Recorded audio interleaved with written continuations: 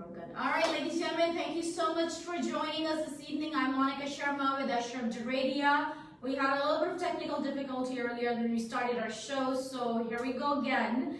I think we'll do a quick intro on our guests today. Let's start with you, Saiba. Hey everyone, thank you for joining us on the weekend. My name is Saiba Ali. I'm a licensed professional counselor and a marriage and family therapist. I'm part of MAPS, Muslim Association of Psychological Services, and very proud to be part of it. And we are here with a very important topic today, and looking forward to chatting with these ladies, Monica and I Ashraf. am so looking forward to this topic, but before we get to that, we will have after you introduce yourself, please. Thank you, Monica. Thank you, Monica and Ashraf, for having us on. I'm Abida Minhas. I'm a licensed professional counselor supervisor. I'm so happy to be part of this talk tonight and looking forward to it. I've been a therapist for about 11 years, and Saiba and I are on the same group with MAP, so we're excited to share some of what we know about the community and marriage and families this evening. So thank you both for having us. Absolutely, Ashraf.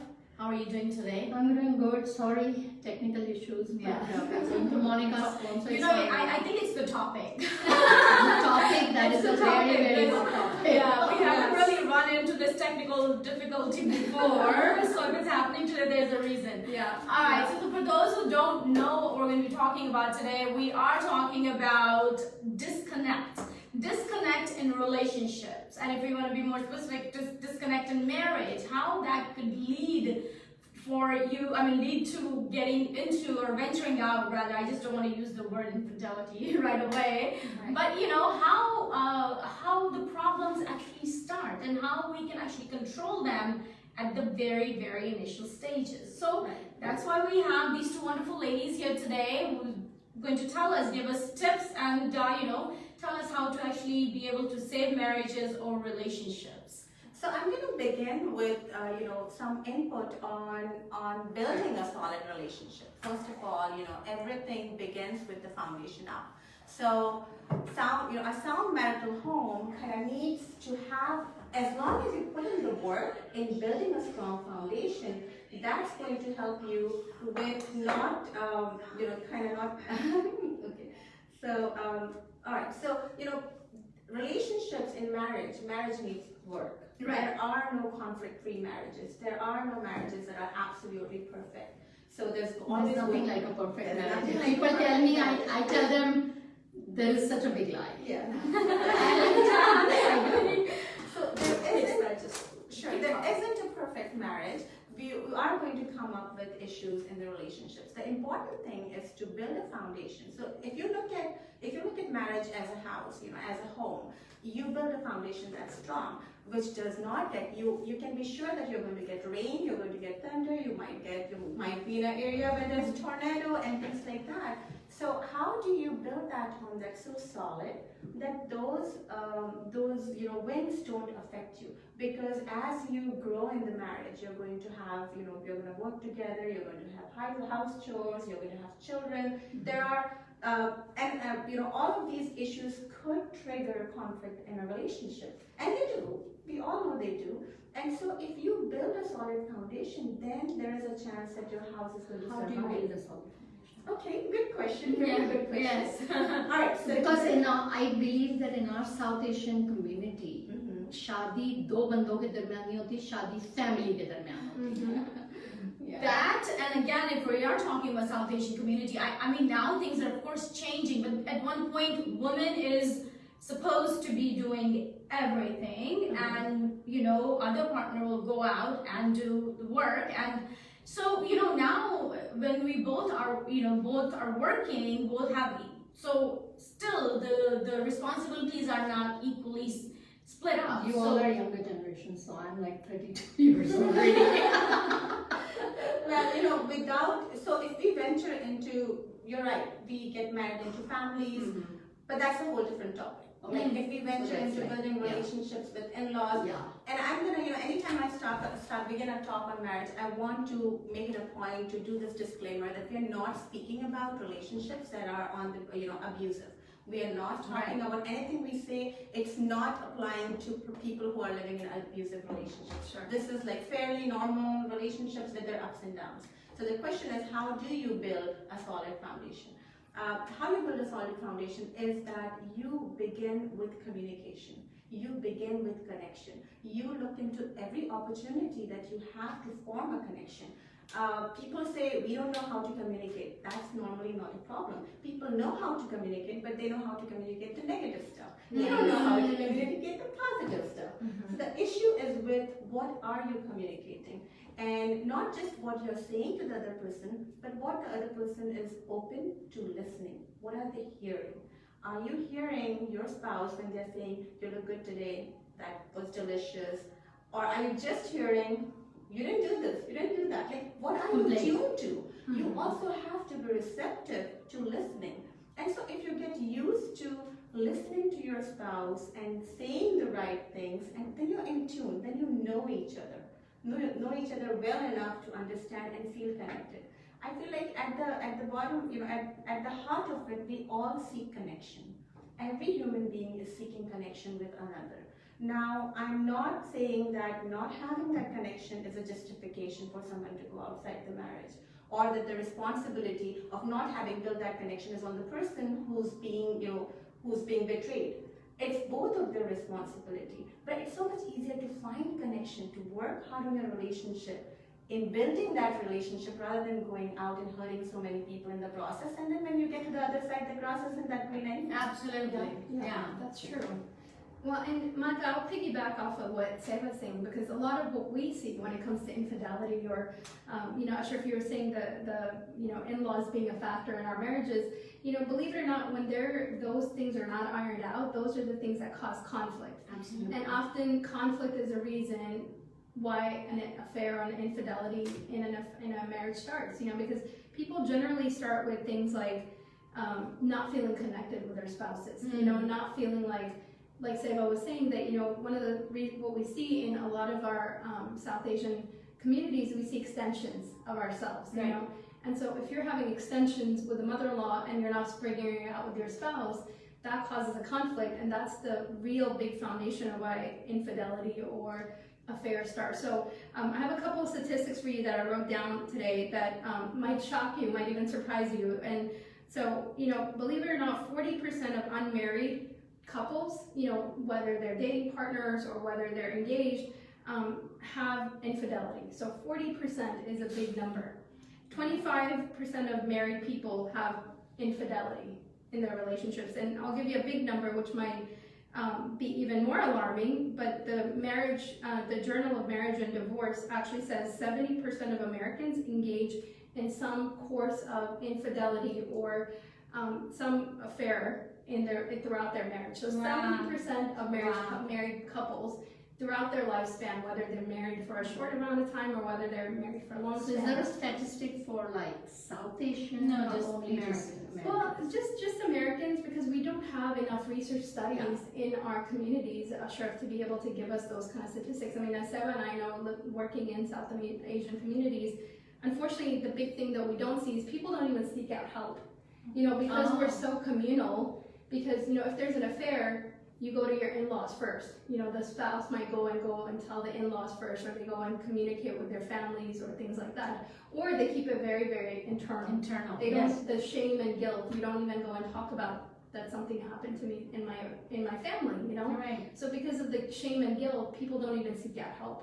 So they keep internally struggling, Another statistics that I'll give you, which again might alarm you ladies tonight, but 20 to 40% is the reason why couples divorce because of an affair. So 20 to 40% of couples, the reasons why they divorce is because of an affair. Yeah. And so, a lot of times they'll say, well, we're not getting along, or that we're having some problems again, the guilt and shame. They're never going to tell the community that the reasons we're divorcing is because there was an affair in our community, or there was an affair in our family. So another big alarming number, Absolutely. It's not because we're not getting along, not because we are having this problem. Like 20 to 40% of couples, if they're having a problem with an affair, they're more likely to go into a divorce. So Yes. Wow, these are some huge numbers, very alarming. Very much. So going back to disconnect, so what are the things that actually cause that? How do we know there's a disconnection happening in a relationship? relationship. And then we have to communicate at the time that we get married, or this communication can be after some years also, you know? Yeah, like, Just- well, as we go on. Well, it begins, even I would say before you get married, you meet the person, you have some, depending on how conservative or how modern you are, you have some interaction. And then I strongly recommend premarital counseling. I feel like everybody really? must go Okay. through, Oh, okay. must go through premarital counseling. Agree. And we are here for that. And the thing is, it's really important because that not only does that give When you're engaged, when you you're mean, or engaged when to you're be married. dating? Well, I mean, when you're at the point where you're deciding to marry somebody, that's very important. Even though you may know them, but you're in the honeymoon phase, you are in the courtship You phase. met it first time. So what do you really accomplish out of that? Like once you do, what all do we get to know Sure. that So we don't already know? during premarital counseling, what happens is there are set programs that will ask you specific questions about all areas of your life, like financial, emotional, who's more emotional, family of origin, what are your attitudes towards religion, what is your attitude towards education, job, housework. All of these are your built surveys by experts. Now what happens is when you are sharing with the counselor, when you're sitting together and speaking about possible issues, you don't have an issue at hand. For example, if somebody is concerned about the involvement their mother-in-law has in their life, right? Now, once the mother-in-law is involved, you cannot be talking about, it's really difficult to be speaking about that, whether it's the Right. husband or the wife, because it is very subjective, it's very direct, it's taken as everybody gets defensive. Right. But if you're speaking about a situation, hey, how much of the in-law involvement are you okay with? If you have a discussion at that time, none of them are defensive. None of them are thinking, hey, you have a problem with my wife, that's why you're saying, with my mom, that's why you're That's saying what you're that. saying. So you get a chance to resolve these issues, you get a chance to speak about it openly without there being any baggage or without there being any issues. So premarital counseling shows you all the red flags, gives you the tools and the methods in which It's a you very talk nice about place, things. actually, you know, I know. it's a very So nice she keeps place. She's like, why was it available? That was not available 30 It might be, but I was. So we're hoping to change that momentum. First now, time right? Really? No, yeah, it's been I mean, I there. have, it's been there. Yeah, but so tell me this. So we do all this. Yeah. Has it ever been that someone's actually walked out and said, I got to know too much about you? Did you guys ever go through anything like that? No, not really. No. So it's all workable. But even if that does happen, it's better it happens now. That's what I'm saying. Than after you have children. Yes. Like, even if that is a risk you're taking, you're much better off finding out Right. earlier than later. Because there's always this hope. Oh yeah, okay, he will change or she will change. So we all start off with that. Oh, things will change. After you're married, things will change. After you have a kid, things will change. कैसे change हो सकता है अगर एक When you're so- person has that thing तो they say ना ओ जी बच्चा हो जाएगा सब कुछ ठीक हो जाएगा बच्चा ठीक कैसे कर सकता है जब आपकी खुद की है ही नहीं तो उस बच्चे का I mean I'm just saying my thing you know, Yeah, totally, yeah. You're right. And it's And not. it's like a bandage, I mean, I think that instead of solving the problem, it's like you keep bandaging the problem. And, I think, and so I'll kind of talk about that, but I mean, the reasons why we get into these conflicts, it could be, personality differences, it could be, the structure of the system you came from the family you come from, we don't all come from the same thread, even though we don't come from this different, similar background, South Asian. Sure. But your, mother might have raised you this way, your father might have raised you this way, you're a male versus a female, so being a woman, versus a man, especially in a traditional nuclear family systems, I mean, you're gonna have personality differences, you're gonna have system differences. So one of the things I'll talk about, because we're talking a lot about how people start falling out of love, what leads to that infidelity, Monica and Ashraf. So one of the things, that I discovered while we were researching, and Seba and I were talking about this topic tonight, it's very interesting how we do things in stages, and we don't even realize it. We're so emotional as human beings that a lot of what we do is by step by stages, and we don't even realize it. Right. Even having an affair, people don't just jump into it. They don't start texting somebody randomly. They don't start connecting with people online randomly. it starts with the disconnect, like Seba was saying. You know, it could be that you have financial stressors that are happening. It could be that, you know, there's a lot of stuff in like a new baby could be a big stressor, you know, life changes, like job changes, moving. For men and women, they, you know, they take stress very differently. So one of the things that we see is lifestyle changes is what causes a lot of disconnection for marriages. Makes you know? sense. Mm-hmm. And so when you have that stage, so there's actually 4 stages that a person goes through before they have an actual affair. So, you know, the first stage is the disconnection.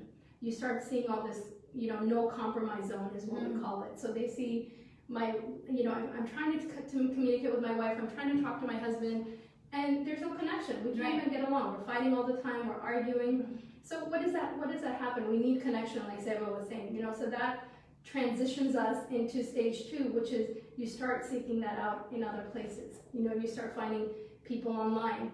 And, you know, affairs and infidelities in marriages have been there throughout history. You know, what time's told us though is that cyber connections and online connections have just made it easier for people to connect with other people. To other people, Yes, Monica, yes. because you know it's easier. Yes, you it know? is. I mean, Access ज़माने में like letters होते थे. right. Yeah, पहले ज़माने में letters होते थे, अब बराबर वाले को देखते हैं. Talking about 50 years ago. और फिर पुप्पी देख लेती थी या देख लेती थी कुछ हो भी तो. Yes. Oh my gosh, that's Okay. so true. So just, you know, that makes it easier when you have some online thing. Or for a lot of people, you know, what happens is that, you know, especially in our cultures, you know, what we see is that kind of grass is greener on the other side. You know, I didn't marry the love of my life. You know, there's regret. There's a sense of like, oh, I should be with somebody else. You know, I got into an arranged marriage where I got with this person, but I really remember this love of my life. You know, so the grass is always greener.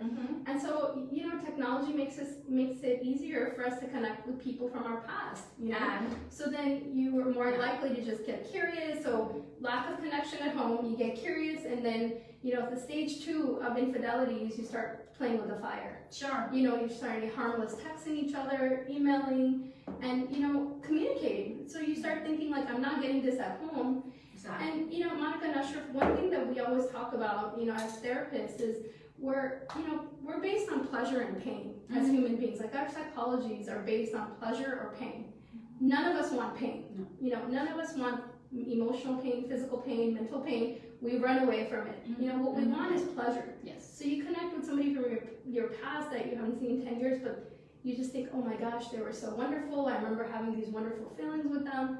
And then that's the road that we fall into, getting in touch with them, you know, talking to them. And then, you know, stage 2 is a very difficult stage because everything looks so wonderful, you know, and then we're excited. You know, we call, the brain releases this this energy of serotonin, like you're happy, and then dopamine, which is a hormone that causes excitement. So you're thinking, man, everything is wonderful.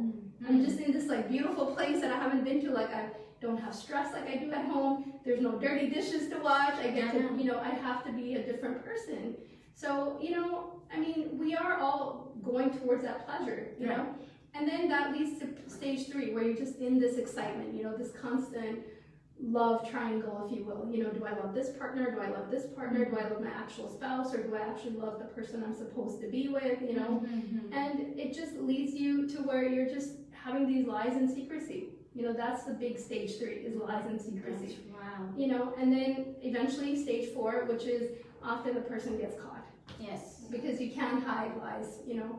Somebody gets caught, and then that's when the big decision time happens. Do I leave my spouse, or do I go to my partner that I'm having an affair with? So generally that does, you know, either lead for couples to stay together. 16% of couples do survive affairs, but unfortunately there is still the 40% that ends up in a divorce or breaking up. One other thing that, and that's very, very, you know, important information in terms of stages and all. One other thing that I think that applies to our South Asian community is, especially for the first generation immigrants or even second generation immigrants, because we've come here from another place, we've left all our relatives and friends and a lot of relationships back home. So we are a lot of us are kind of living in a vacuum here. We don't have relatives, we don't have other relationships. I feel like, you know, a variety of relationships, and every relationship adds some charm to your life. So if you have like a cousin and an uncle and a, you know, and other relationships We are like that bind you. we are lonely. We are lonely. We Yes. have more people that we connect to, and we are answerable to more people. So if we don't do something right, we feel like, oh my God, what's my uncle gonna think? What's my cousin gonna think about me? But here, because you're in a vacuum, that responsibility kind Is of not- is not yeah. there as much. You know, there's not that much of a social pressure to do the right thing. Right. Right. Very true. So now, you know, I've heard people say a term in marriage that, you know, I am not a brain reader. I can't read your brain. I don't know what you're going through. And that goes for both, you know, female or male. You know, sometimes you're expected to know things or act in a certain way and you don't even know why, you know. So how do we kind of, you know, fill that gap of, it's communication pretty much. Sure. But then again, specifically how? Yeah, so but then again, some of us are, you know, will have that ego that, oh, why should I say it? Mm-hmm. It's supposed to happen on its own, right? So, you know, as part of marriage therapy, I mean, that's where counselors really come in. That's where that part comes in. As part of marriage therapy, there are certain techniques that we teach. First of all, you know, people speak to each other, you know, you'll be like, whether you're giving someone a compliment or whether you're talking about something that's bothersome, we never take an appointment. We never check if the other person is in a position to receive the compliment or to receive the negative feedback. Yeah. So you take an appointment with the person. You use I language, you know, I feel stressed when there's trash lying around the house, as opposed to you're trashing the place, you better fix it. You know, there are ways of asking each other those questions, and there are specific techniques that you do with each other that kind of enhances your knowledge. Then there are certain things that there are going to be perpetual problems in marriage, perpetual issues that you can never see eye to eye on. So do you just always have the same argument over and over again, or do you say, hey, let me understand your part of it. You don't have to change anything. You don't have to act on it. You just have to say, where is this coming from? So that's another technique we would teach as to, okay, you know, share your feelings. Tell me where this is, how is this making you feel? And you just understand it. So there are those ways of investing, turning towards each other, investing in the emotional bank account, so to say, where you connect on the things that you connect with, where you take an interest in each other, you tune into each other. Then the more you know each other, the more you're likely to have that connection and that be able to work it out. You're going to have the same issue with the other person eventually. That's right. Yeah, and Monica, you know, Seva has a really good point, because in any relationship, we're so good as human beings to carry, you know, scores. Like, I did this, you didn't do this, I did all this, and you didn't do that.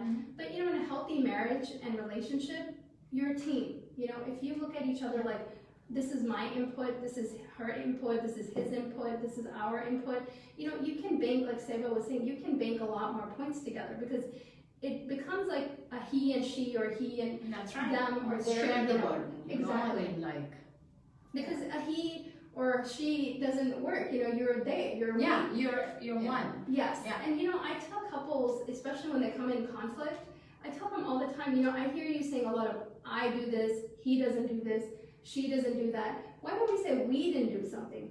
You know, and even that like word can be so amazing. They're like, we didn't look at ourselves as we ever, you know, but you're a we, it's essentially. always a we. Yes. I becomes a we. Absolutely. You know, like, I mean, that's how it Absolutely. should be. Yeah, and you know, one part that Ashraf you would relate to a lot is that culturally we've also been taught कि जाने दो, रहने दो, बर्दाश्त कर लो, let it go, ignore it, you know. भाई cultural part में तो कभी कभी ये भी होता है कि आज के ज़माने में भी parents will disown their kids if they are divorcing. Yeah. Okay. Really? Yes, you hear that a lot still, and in this country. Yes. Back home तो है, but even in this country, you know, like they will not, नहीं वो stigma है, धब्बा नहीं हो.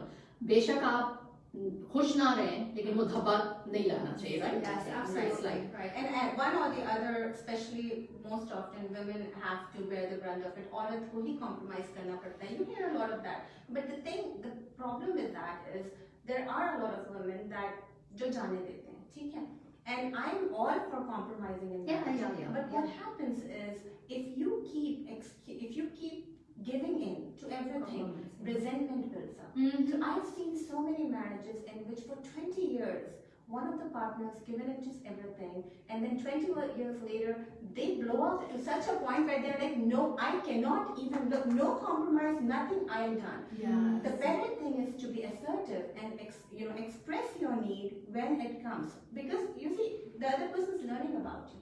If you let them know that, hey, this is okay, this is not okay, they have a chance to correct it. You have never said anything to them, they don't even know what you're angry about, because you never told them. And it's not fair to them that 20 years later, they're at the tip of the volcano. So nowadays, we are a lot of seeing that, and I would always, 20 years ago, I was always saying, 30 साल के बाद divorce क्यों लेना है? But we see that, we are seeing that a lot now, what is that's the resentment That's the kept. resentment that's built up. And the problem is, let's suppose, if Abida is doing me a favor, I have every right to know that she's doing me a favor. 30 साल बाद she'll say कि मैंने 30 साल से एहसान किया, that's not going to be fair to me. So the better thing is for Abida to say, hey, I'm going to do this for you, but this is really hard for me. So I recognize that, and you build healthy boundaries to begin with so the relationship lasts.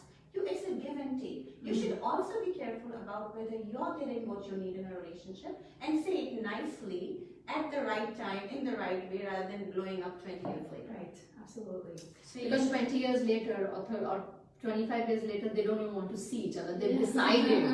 हालांकि कभी-कभी कुछ होता भी नहीं है. It's just the communication gap. Yeah. It is pretty much that. I think this is where it all starts, the Absolutely. communication. Yeah. So you mean to say that in 20 years, one should not just say, hey, you've known me for 20 years, so you should know me by now. Yeah. Is that a right statement? I don't think so, Monica, because, like what you said was perfect earlier. You said, we always expect that our spouse, especially somebody, an intimate partner that we've been living with, we've been married to, potentially have kids with, that, they're supposed to know us, they're supposed to know everything about us. But, we are not mind readers. Right. We can't read anybody's mind ever. So it's always safer to not assume and communicate, this is what I was thinking. Do you agree with this? Do you disagree with this? We often, like we were talking about that, we don't look at our spouses as our partners, rather than, every time there's a conflict, it becomes like, he or she doesn't understand us. Opposition, Absolutely. And what we have to be careful is most, unhappy people stay together because they've had children. So there's always that guilt and shame once again. Like you were saying, in our communities, it's the guilt and shame that keeps even unhealthy They don't want marriages their together. broken homes for their kids. Yes. And that's a very, very strong and valid thing. Like, not having a broken home, it's really important for children to stay together, but also a conflictual relationship is also not that great. Which doesn't mean that separating out is going to be all rosy. The children are subjected to new forms of adjusting to new lifestyles. That's also stressful. Sure. But the important thing is to build relationship, and as such a style of speaking is keeping, it's not aggressive, it's not passive aggressive, it's like, these are your needs, these are my needs, how do we compromise? And stating it without judgment, stating it without, criticism or, lack of defensiveness and all those things. Absolutely. आपसे बचा के हमें communication करना. I'm going to start talking like I don't already. And Monica, you're talking about, even if you were talking about your best friend or a girl, that would be different, especially for men, we are wired differently. If you're waiting on them to really know by now, that's not fair. Let's spell it out. Not going to happen. Well, and we often in therapy sessions, Monica and Ashraf, we even tell couples, and I'm sure Seva does as well, that have some quality time just when it's the two of you. Because most couples, especially after they have children, like we're talking about a little bit ago about couples who go through infidelity, they lose that spark, they lose that joy in their marriage. Yeah. When they start looking at that joy outside of the grass is on the greener side with somebody else, they find that spark again. Essentially, they start feeling like my spouse is not able to give me that spark again. Sure. And one thing I was going to share with you ladies tonight is, in a context of the affair, it's always the women that end up staying more than the men do. So if a woman finds out that my husband's had an affair, they're more likely to stay than if a husband finds out that my wife's had an affair. Really? And that goes back to how women naturally compromise a lot more in situations when it comes to marriages. And not that men don't compromise, it's just that, again, that social pressure that a woman has to keep a household together. So the guilt and shame the woman puts on. So that's overall, or it's just South Asian? It's just overall, you know, it's right? overall Yeah, in all interesting. communities, and so you know, it's even more so in South Asian That's what I was gonna communities. say. Yes, You know, we felt that. You know, growing up, Absolutely. seeing different relationships, different people, and it's uncle, nan, parents, whatever. Yes. We've seen all of that, Right. and of course you're right. It's always the women. Yes. You know. And you know, that's why it goes back to where if most women look at affairs that are emotional more hurtful than sexual affairs. Yeah, that's So- a good point. So I want to talk about that. I Yes. know we briefly discussed different Types of types of infidelity. So Yes. tell me, there is an emotional, there's mental, then there's physical. There's physical. So, you know, when we talk about in the emotional, Monica and Ashraf is one, you know, and with Seba also going through this with couples that she's seen that as affairs always start with emotional. You know, because you find that connection with somebody else, you find that mental connection with somebody else, and then in the emotional affair, you also see a lot of times people.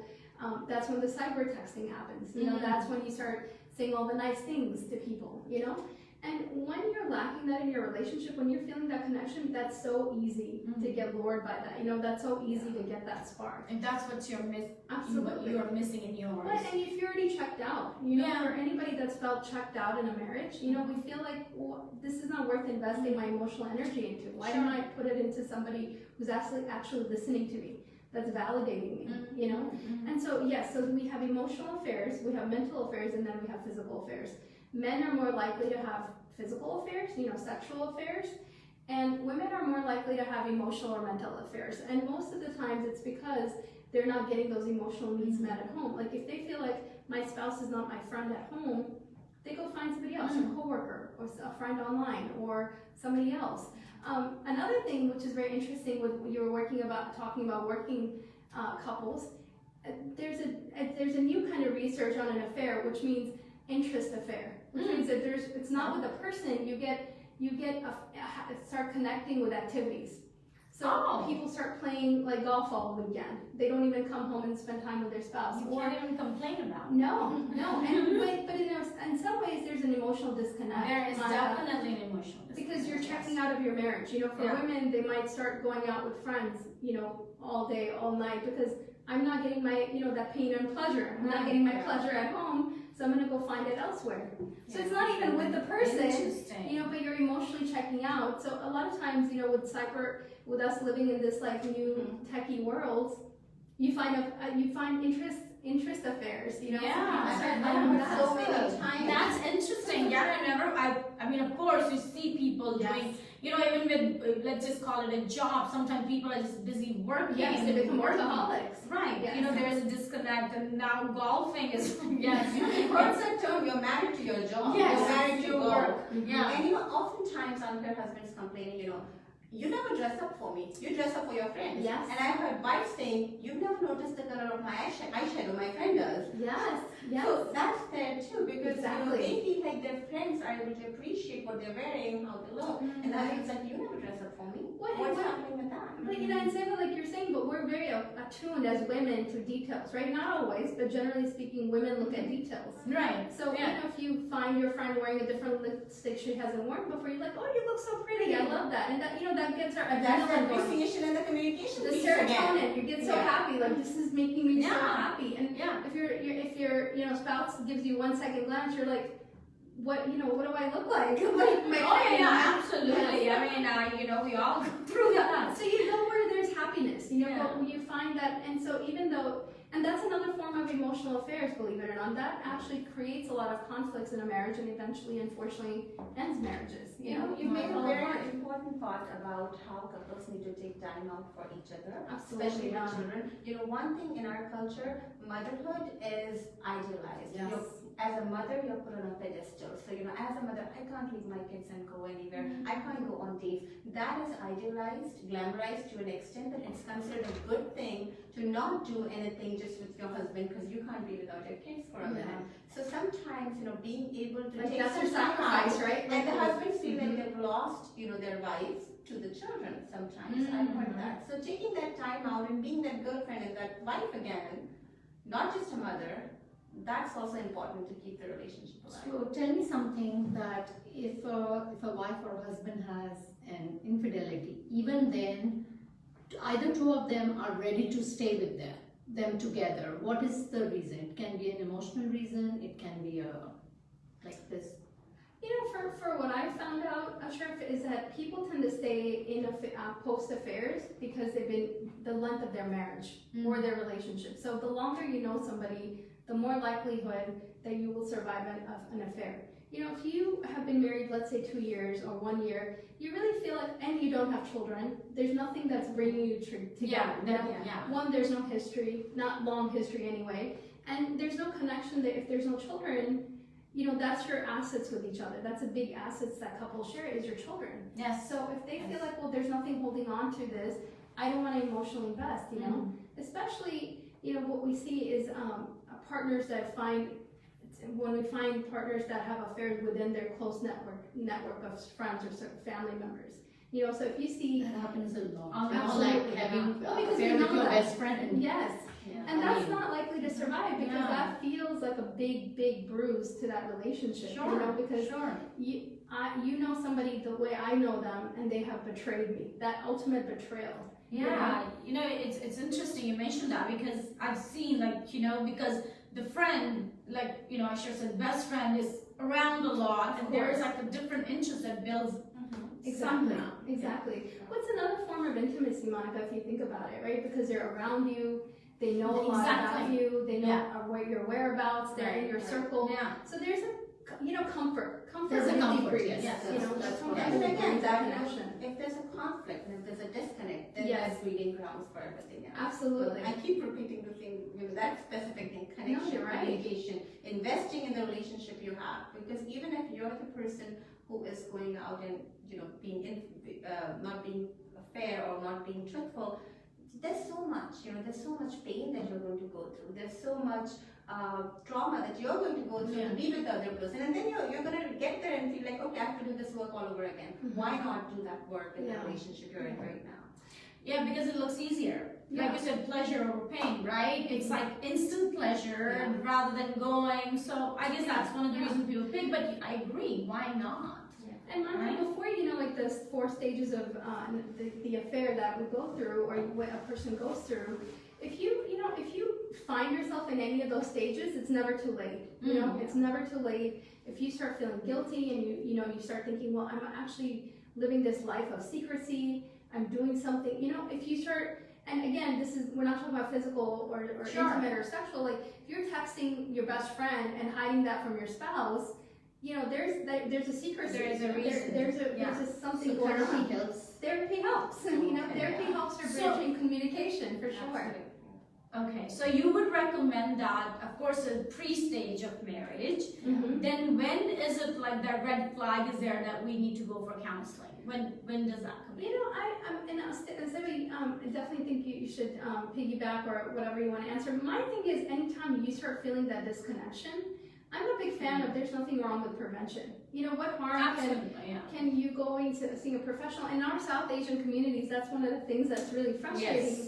It's people go into a problem after when it's too late. You know, they're already like thinking divorce, and then they go seek therapist. Either it means By the even time psychiatrist or therapist or somebody that seeking help is a problem they think. You know, but I think to come out and even accept it, I think it's really, I think before you confide even to your in-laws or to your best friend, go and see a therapist. You know? I'm not, this is just me thinking. I agree. Absolutely right. Yeah. And the thing is, a lot of times I have couples stopping by my, it's like an added stop at the counselor before they go to the attorney's office. And to answer your question, Monica, I think premarital counseling, and even if I have like quite a few newly married couples now. So they are excited about getting to know each other. So they are in counseling and we are talking about, just doing assessments and figuring out things. They're getting to know each other very well. So anytime, it doesn't have to be when you see a problem. It can be before. You can have a few sessions just about how do you connect to each other, how do you communicate, what are our personality types, what are our love languages.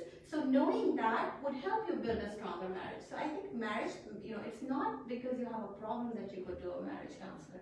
You go to a marriage counselor to build a strong marriage. Right. Because there's no manual for that. Absolutely. And sometimes it's hard to know or realize there's been a disconnect. You're like so busy with the kids or working or Yeah.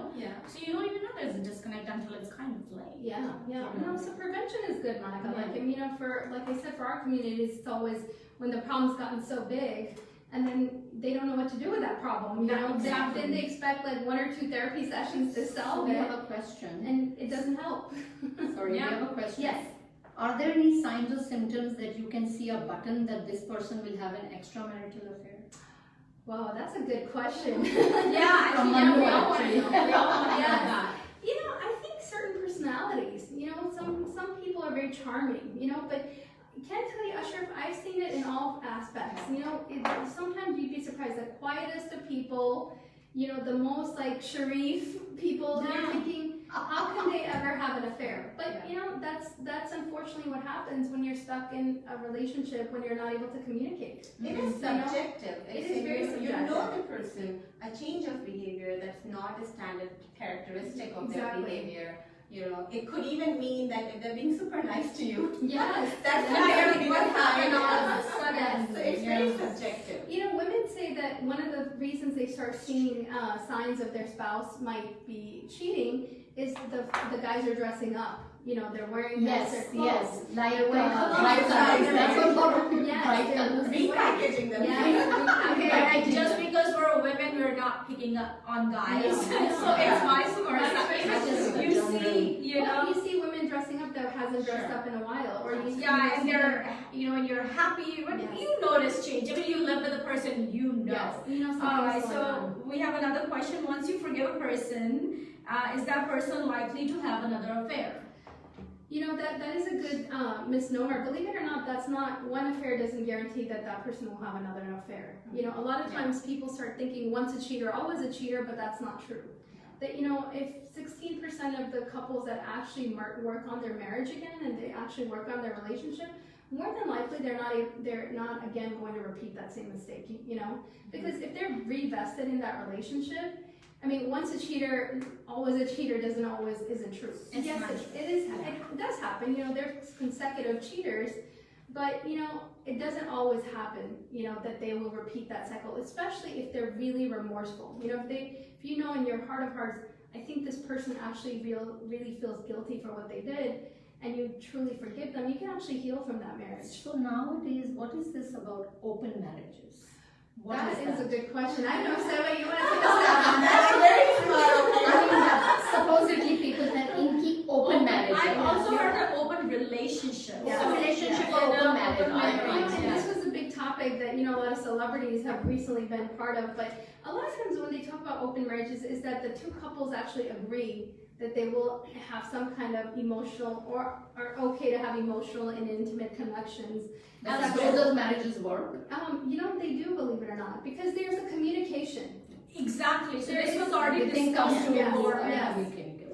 The expectation is expected. Like we're talking about healthy or non-healthy, like you and I, all 4 of us are like, that's bizarre. Right. But those couples feel like we get it. Yeah. We align. Yeah. We both know what pages we're on. We're on the same page, and it's not infidelity. They actually don't consider it No, infidelity. because they're not. They know. Infidelity is only when you're cheating, Yes. right? Well, When the you're lies and lying. secrecy, right? Lying That's and stage 3, keeping where it there's secret. like, Yeah. you're hiding things. And Right. if this couple's like, hey, I'm gonna go out with this person, and this is what I'm doing. Right. Well, the expectation's already there, so Right. it's technically not No. infidelity So in if their you- in their terms. So if marriage is a contract, and if you have certain arrangements in it that this is, and we're not talking about traditional religious aspects of marriage, because obviously that's not something that you can Right. do there. But if two people are getting married and they have an arrangement where this is how it's going to work, and if they're not transgressing the limits of their arrangement, then that marriage works for them. So it's only when you're transgressing, and even within an open marriage, there are certain limits. They have certain rules. Yeah, but the one thing that somebody told me to ask you is, people are in this live-in relationship a lot, now this, even you see that in India, Pakistan, I'm talking about like everywhere now. people have lived together under one roof for 6-7 years. Once they get married, there's a divorce. Yeah. Yeah, what changes? So, so I think that when they're, for example, when two people are living together and they know each of, this person can leave me anytime and this person can leave me anytime, they're still going to have their best foot forward. You're still going to be investing in the relationship. But when you know you're trapped in a marriage, if your mindset is that, okay, now we are married, we can't leave each other, I'm going to now show my true colors, this is exactly, put it on the Let's open up that box. Then it's different, but I think the difference is because they keep working on the relationship, knowing that this person would not stay with me if I wasn't doing A, B, and C. And if we treated marriage like that, then we would probably have great marriages. Yeah. There's a lot of time investment like you do. Everything has to be time and invested. Absolutely. And again the same thing. The first thing comes is communication. Absolutely, and of course, the expectations, and then when you start to show your true colors, is because you just feel like now nobody's gonna leave me. We're in this, and they don't understand that that's not forever either. Options are always there. And I know I spoke about connection and communication between the couples, but I think the first step is to connect with your own self. Yes. Knowing your own self is so critical. Being complete, that statement, you complete me, is a disaster. Yeah. It's a recipe for disaster. Yeah. Nobody completes you, and you cannot change anybody else. Are you completing yourself? Who are you? What are you? If you don't know who you are, how are you going to communicate with the other person? Yes. What you need from them? Absolutely, and that's the problem nowadays. I mean, now at least we're becoming more of this self-care, self-love is becoming more popular. Very much. And we are actually looking into that. But at one point, we ourselves, we don't know what we really want. Yeah. It's like going after something that you feel like it's going to make you the happiest, and you get it, and then you're like, okay, I'm not there, Well, and especially if you've been taught to be your own critic, and then if your spouse or somebody criticizes you, that hurts a lot more. Creates more conflict. But if you're confident and somebody feeds into that, even if they criticize you, it doesn't hurt as much. You're able to go past that. So that's a really good point, Seba, that we have to self-reflect in order to solve conflict. And when you say, criticism, there's one really important key rule of criticism, which is the ratio 5:1. So if you pay somebody 5 compliments, say 5 nice things, you earn the right to be critical about one thing. And if you don't follow the 5:1 ratio, that relationship's going to face issues. Whether it's with your child, whether it's with your spouse, whether it's with your friends. They even used to have these bands, plastic bands. You put in 6 bands in your hand, you turn 5, which absolutely doesn't mean your eyes are good, your jacket's good, and I think But you have to earn the right to criticize someone by actually giving positive feedback as well. And criticism, not criticism as much as feedback. Of course, feedback. And I loved Manu Shani, who actually asked the question when she was here last. We were talking about kids, and there was one thing she said: connect before you correct. And I think that is just very important in all the relationships, not just with the kids. I mean, of course, kids, because we are authority to them. We kind of tell them what to do, so fine. But when it comes to equal relationships, I think even there we should first try and connect, and then we correct. And I think that correction and criticism will be taken in a healthier way, Of course. more constructive. Of course. Yeah, I mean, a lot of times when we, one of the ways that you give feedback is, something that I often talk about in therapy, and that's, Monica, just using the way you even criticize or give feedback, and I call it a sandwich technique. So you start with something complimentary. So, this was really good, you had good feedback, I really like your point of view. I feel, like Seba was saying earlier, you do a lot of I feel words, and then you end with something complimentary. I feel like we can work towards this change, we can work and rectify this situation. So even giving feedback can be very, it can be articulated in a very more structured way. I mean, it's really sweet the way you're talking. Oh. I feel. I just feel like I feel it talking. It just doesn't, it doesn't come out that nicely. But I think look at us. We're almost an hour. Yeah. So before we go, just one last thing that I want to ask you. That I feel that there's a question there too. That how many times do you actually forgive the person before you say, okay, you know what, like you said, blowing up, right? But that's just miscommunication. But there could be other things that a person is continually doing over and over. Same things. So after being, coming from professionals here, what?